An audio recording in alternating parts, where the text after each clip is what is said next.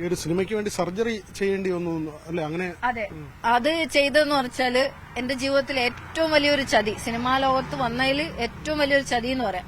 ഒരു 6 വർഷം മുമ്പ് ഒരു ഫോൺ കോൾ വരികയാണ്. അപ്പോ തമിഴ്നാട്ടിൽ നിന്നാണ് വിളിക്കുന്നത്, പേര് മലയാളിയാണ്, എന്നെ അറിയപ്പെടുന്ന ഗുരു എന്നാണെന്ന് പറഞ്ഞിട്ട് എന്നോട് സംസാരിക്കുകയാണ്. അപ്പൊ ഞാൻ എന്റെ നമ്പർ എവിടെ നിന്ന് കിട്ടിയെന്ന് വെച്ചപ്പോൾ സോഷ്യൽ മീഡിയയിലെല്ലാം എന്റെ നമ്പറുണ്ട്, ഞാനൊരു സോഷ്യൽ വർക്കർ ആയതുകൊണ്ട് ഹെൽപ്പ് ലൈനായിട്ട് നമ്പർ ഇട്ടിട്ടുണ്ട്. അങ്ങനെ കിട്ടിയതാണെന്ന് പറഞ്ഞു. അപ്പോൾ നിങ്ങൾക്ക് പറ്റിയൊരു ക്യാരക്ടർ വന്നിട്ടുണ്ട്, അങ്ങനെയാണ് ഞാൻ നിങ്ങളെ വിളിക്കുന്നതെന്ന് പറഞ്ഞുകൊണ്ടാണ് സംസാരിക്കുന്നത്. പുള്ളിക്കാരൻ പറഞ്ഞത് ഇതാണ്: നമ്മുടെ സൂപ്പർ സ്റ്റാർ സാക്ഷാൽ മമ്മൂക്കയ്ക്ക് വേണ്ടിയിട്ട് മമ്മൂക്കയുടെ നായികയായിട്ട് ഒരു പടം വന്നിട്ടുണ്ട്. അതൊരു ലോ ബഡ്ജറ്റ് പടമാണ്. അതിൽ ക്യാൻസർ രോഗിയായ ഒരു കഥാപാത്രമാണ്. അതിൽ വളരെ സ്ലിം ആയിരിക്കണം. അന്ന് എനിക്ക് ഏകദേശം ഒരു 70+ ഉണ്ട്. അപ്പോൾ അത് ഒരു 55 കിലോ 60 കിലോയ്ക്ക് അകത്തൊരു വെയിറ്റ് ആക്കണം. നമ്മുടെ ഭാരം കുറയ്ക്കണം. അതേപോലെ തന്നെ നമ്മുടെ അപ്പിയറൻസ് എല്ലാം മാറണം. ഒരു രോഗിയായിട്ട് ഫീൽ ചെയ്യണം. സംവിധാനം ചെയ്യുന്നത് സാക്ഷാൽ ബ്ലസ്സി സാറാണ്. അപ്പോ എനിക്കറിയില്ല അന്ന് ആടുജീവിതമായിട്ട് ബന്ധപ്പെട്ട് സാർ അത്രയും കാര്യങ്ങൾ ചെയ്തുകൊണ്ടിരിക്കുകയെന്ന് നമുക്കറിയില്ലായിരുന്നു. ശരീരഭാരം കുറയ്ക്കണം എന്ന് പറഞ്ഞതുകൊണ്ട് പെട്ടെന്ന്, അതും ഒരു 28 ദിവസത്തിനകത്ത് സാറിനെ കാണാൻ വരണം എന്ന് പറഞ്ഞു. അപ്പൊ അതിനു മുമ്പ് ഞാനിപ്പോ അവരോട് ചോദിച്ചു, ഇതിനെന്ത് തെളിവാണ് ഇപ്പം ബ്ലസ്സി സാറ് പറഞ്ഞു എന്നൊക്കെ പറഞ്ഞ് നിങ്ങൾ എന്നോട് സംസാരിക്കുന്നു. അപ്പൊ ഫോട്ടോ അയച്ചു കൊടുത്തു. ഫോട്ടോ സാറിന് അയക്കുന്നു. റെമ്യൂണറേഷൻ അവര് സംസാരിക്കുന്നു. അപ്പൊ എനിക്ക് 5 ലക്ഷം രൂപ പുതിയ കുട്ടിയല്ലേ, നമുക്ക് അത്രേ ഉള്ളൂ, അപ്പൊ അതവരോട് സഹകരിക്കണം. അപ്പൊ 5 ലക്ഷം രൂപ റെമ്യൂണറേഷൻ, ഇതെല്ലാം എഴുതുവാണ്. അപ്പൊ ഇതെല്ലാം ഒരു ഗ്രൂപ്പ്, അതായത് സിനിമയുടെ ഗ്രൂപ്പ് പോലെ ഇവരുടെ തന്നെ പല നമ്പറാണ് ഗ്രൂപ്പ് ക്രിയേറ്റ് ചെയ്യുന്നതെന്ന് എനിക്കറിയില്ല. ഞാൻ നോക്കുമ്പോൾ ഡയറക്ടർ ബ്ലസ്സി, പക്ഷേ ഡയറക്ടർ ബ്ലസ്സി സാറിന്റെ ഫോൺ നമ്പർ ആ സമയത്ത് എന്റെ കയ്യിലുണ്ട്. എനിക്ക് വിളിക്കാനുള്ള ധൈര്യവും കാര്യങ്ങളൊന്നും ആ സമയത്തില്ല. അപ്പൊ ഞാന് ഓക്കെ, ഇയാൾ ഇടപെട്ടൊരു സാധനമാണല്ലോ, ഒരു മലയാളിയാണല്ലോ, നമുക്ക് പറഞ്ഞു. അപ്പോൾ അതിനകത്ത് എഴുതുവാണ് ഡയറക്ടർ ബ്ലസ്സി, ഈ കുട്ടി ഓക്കെ, ഇവരെ കണ്ടാല് നമുക്ക് ആ ഒരു ക്യാരക്ടർ, ഒരു പേഷ്യന്റ് ആയിട്ടുള്ള ആ ഒരു ഇതിലേക്ക് എത്തിക്കാൻ പറ്റും. പക്ഷെ ഇപ്പൊ വണ്ണം ഉണ്ടെന്ന് തോന്നുന്നു, വണ്ണം കുറയ്ക്കാൻ പറയും. ഇതെല്ലാം അതിൽ എഴുതുവാണ്. എന്നിട്ട് റെമ്യൂണറേഷൻ, അപ്പൊ സാറെ കുറച്ച് കൂടുതൽ റെമ്യൂണറേഷൻ കൊടുക്കണം, അവർ സോഷ്യൽ വർക്കറാണ്. അതായത് ഈ ഗുരു എഴുതുന്നു, അതിന്റെ താഴെ ഡയറക്ടർ ബ്ലസ്സി എന്ന് പറഞ്ഞിട്ട് ഇയാൾ എന്നെ എഴുതുന്നതാണ്, അടുത്ത ഫോണിൽ നയിക്കുന്നതായിരിക്കും. അപ്പൊ ഒരു ഗ്രൂപ്പ് ചാറ്റിന്റെ മോഡലാണ് ഈ സാധനം പോകുന്നത്. ആരും വിശ്വസിച്ചു പോകും. ഒരു മീഡിയക്ക് പോലും അത് ഫേക്കാന്ന് കണ്ടെത്താൻ വലിയ പാടായിരിക്കും. അങ്ങനെ ക്ലിയർ ആയിട്ട് production controller, cinematographer, director Blessy, ഇയാള് ഇങ്ങനെ പറഞ്ഞിട്ട് അതിനകത്ത് പ്രമുഖരായ ആളുകൾ വെച്ചിട്ട് ഒരു ഗ്രൂപ്പാണ്. ഈ ഗ്രൂപ്പെല്ലാം ഇവരുടെ തന്നെ ഫേക്കിന്റെ ടീമായിരിക്കും. അപ്പോ ഈ സാധനം ഇവര് വിളിച്ചിട്ട് പറയണ എന്താന്ന് വെച്ചാല്, നിങ്ങളെ ഒരു 28 ദിവസം കൊണ്ട് വണ്ണം കുറച്ച് ഈ സിനിമയിലേക്ക് ജോയിൻ ആവണം, അങ്ങനെ ബ്ലസ്സി സാർ വിളിക്കും എന്ന് പറഞ്ഞു.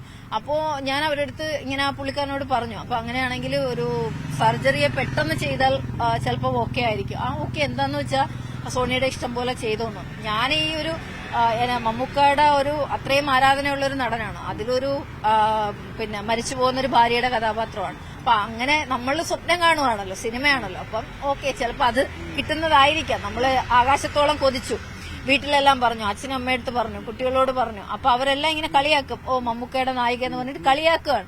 അപ്പോൾ ഞാൻ പറഞ്ഞു, ഇല്ല, ഇത് സംഭവിക്കുമ്പോൾ നിങ്ങൾ ഈ കളിയാക്കലൊക്കെ നിർത്തുമെന്ന് പറഞ്ഞു. പക്ഷെ വീട്ടുകാരോട് ഈ സർജറി എന്ന് പറഞ്ഞാൽ വീട്ടുകാർ അച്ഛനും അമ്മയും സമ്മതിക്കില്ല എന്ന് പറഞ്ഞുകൊണ്ട് ഞങ്ങളുടെ സ്റ്റാഫിനോടെല്ലാം പറഞ്ഞു. അപ്പൊ എന്റെ ഒരു ഫാമിലി ഫ്രണ്ട് ഖത്തറിലുണ്ട്. അപ്പൊ അന്ന് 2 ലക്ഷം രൂപയ്ക്ക് പുറത്ത് സർജറി കാര്യങ്ങൾക്ക് വേണം, എന്റെ കയ്യിൽ കാശില്ല. അപ്പൊ ആ ഫാമിലി ഫ്രണ്ട് ഖത്തറിൽ നിന്ന് അവര് പറഞ്ഞു, അവര് നേരിട്ട് ഹോസ്പിറ്റലിൽ അടയ്ക്കും. ഇവിടെ കോസ്മിക് ഹോസ്പിറ്റല് പേട്ടയില്, കോസ്മെറ്റിക് സർജറി ചെയ്യുന്ന ഹോസ്പിറ്റലാണ്.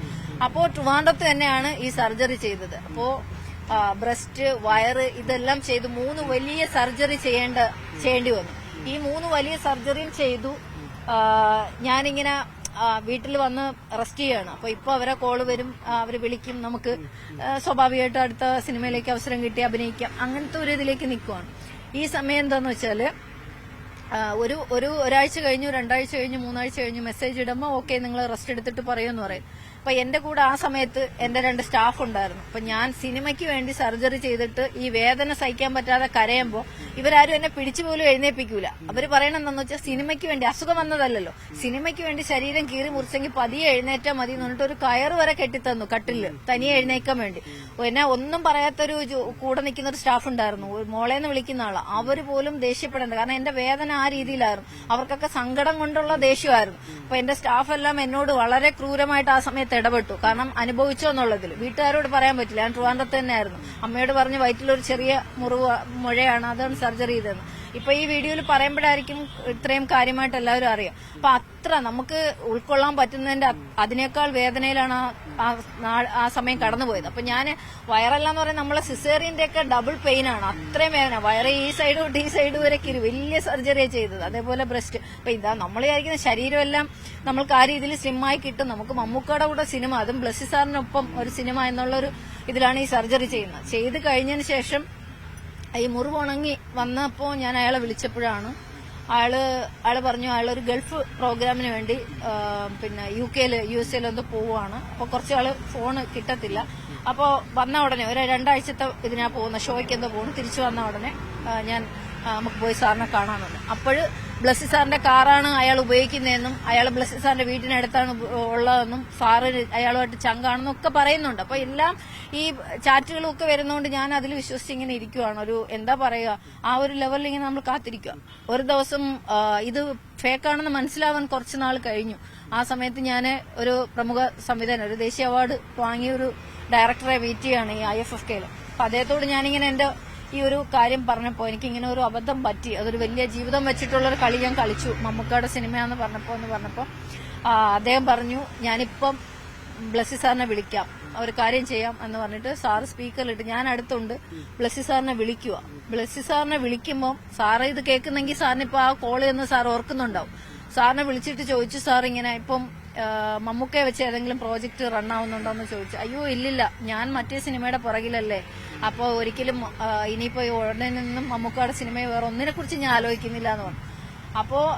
അപ്പോഴാണ് ഞാൻ നിൽക്കുന്ന നിപ്പിൽ ഞാൻ വീണുപോയി. ഞാൻ ഷോക്കായി. കാരണം ഞാൻ ഈ സർജറി ചെയ്തതും എന്റെ ശരീരം കീറി മുറിച്ചതും എന്റെ പ്രതീക്ഷയും ഏതോ ഒരു ഫേക്കായ ഒരുത്തന്റെ പേരിലായിരുന്നു എന്നുള്ളത്. ഇതിപ്പോ ബ്ലസ്സി സാറോ മമ്മൂക്കയോ ഈ ന്യൂസ് വരുമ്പോഴായിരിക്കും അറിയുന്നത്. ചിലപ്പോൾ അവരാരും ഇത് അറിയുന്നുണ്ടാവില്ല. അവരാരും ഒരിക്കലും ഇങ്ങനെ ഒരു ഫേക്കിനെ പ്രൊമോട്ട് ചെയ്യില്ല. അതുപോലെ ഇത്തരം വലിയ സംവിധായകരുടെയും പ്രൊഡ്യൂസേഴ്സിന്റെയും പേരിൽ എത്രത്തോളം ഫേക്ക് കളികൾ ഒരു ഗ്യാങ് പെണ്ണുങ്ങളെ ഏത് രീതിയിലും യൂട്ടിലൈസ് ചെയ്യാനായാലും. ഇപ്പൊ എനിക്ക് പറ്റിയത് ഇതാണ്. ഇതിനേക്കാൾ ഭീകരമായിരിക്കും ഇനിയൊരു കുട്ടിക്ക്. ഈ ഗുരു എന്നറിയപ്പെടുന്ന ഒരാള്, അയാളുടെ അനീഷ് എന്നാണ് എനിക്ക് തോന്നുന്നത് അയാളുടെ പേര്. ഫേസ്ബുക്കിൽ ആ ഫോട്ടോ സെർച്ച് ചെയ്ത് നമ്പർ വെച്ച് പല ഇതും വെച്ച് ഞാൻ കണ്ടുപിടിച്ചപ്പോ അപ്പൊ അയാൾക്കെതിരെയൊക്കെ നമ്മൾ പോയാലും ഇതൊക്കെ ചെന്നെത്തുന്നത് വലിയ ആളുകളുടെ അടുത്തായിരിക്കും. സർക്കാർ വരെ ഇപ്പൊ നമ്മൾ നോക്കുമ്പോഴത്തേക്കും അവരുടെ ആളുകളാണെങ്കിൽ അതിനെ പ്രൊമോട്ട് ചെയ്യും. ഇപ്പൊ രഞ്ജിത്ത് സാർ അടക്കം ഈ രീതിയിലാണ് കാര്യങ്ങൾ പോകുന്നത്. അപ്പൊ ഇതിലൊക്കെ എത്രത്തോളം ന്യായം കിട്ടും എന്നുള്ളത് നമ്മൾ കാത്തിരിക്കേണ്ടി വരും.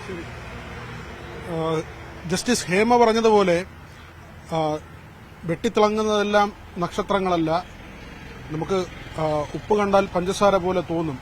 അതെല്ലാം ശരിയെന്ന് തെളിയിക്കുന്നതാണ് ഇപ്പോൾ പുറത്തുവരുന്ന വെളിപ്പെടുത്തലുകൾ. സി വിനോദിനൊപ്പം VV വിനോദ്, ന്യൂസ് 18 തിരുവനന്തപുരം.